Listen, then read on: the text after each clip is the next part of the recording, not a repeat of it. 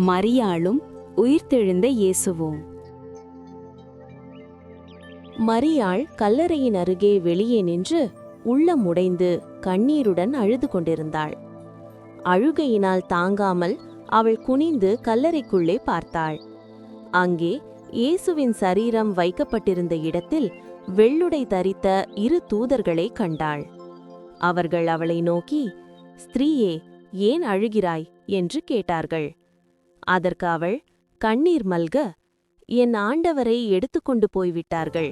அவரை வைத்த இடம் எனக்கு தெரியவில்லை" என்றாள். இவைகளை சொல்லி அவள் திரும்பி பார்த்தாள். அங்கே இயேசு நின்றிருந்தார். ஆனால் அவர் யார் என்று அவள் அறியவில்லை.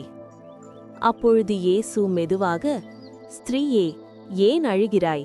யாரை தேடுகிறாய்?" என்றார். அவள் அவரை தோட்டக்காரன் என்று எண்ணி, "ஐயா, நீர் அவரை எடுத்திருந்தால் அவரை வைத்த இடத்தை சொல்லுங்கள், நான் போய் அவரை எடுத்துக்கொள்வேன்" என்றாள். அந்த நேரத்தில் மெதுவாக, "மரியாளே" என்று அவர் அழைத்தார். அந்த ஓர் வார்த்தை அவள் உள்ளத்தை மாற்றியது. அவள் திரும்பி பார்த்து, "ரபூனி, போதகரே" என்று அழைத்தாள். அப்பொழுது இயேசு அவளை நோக்கி, "என்னை தொடாதே, நான் இன்னும் என் பிதாவினிடத்திற்கு ஏறி போகவில்லை. நீ என் சகோதரரிடத்திற்கு போய், நான் என் பிதாவினிடத்திற்கும் உங்கள் பிதாவினிடத்திற்கும் என் தேவனிடத்திற்கும் உங்கள் தேவனிடத்திற்கும் ஏறி போகிறேன் என்று சொல்லு" என்றார்.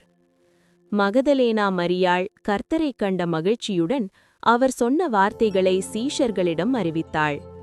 அந்த காலை துக்கம் ஆனந்தமாக மாறியது. மரணம் ஜெயமாக மாற்றப்பட்டது. அவர் உயிருடன் எழுந்தார்.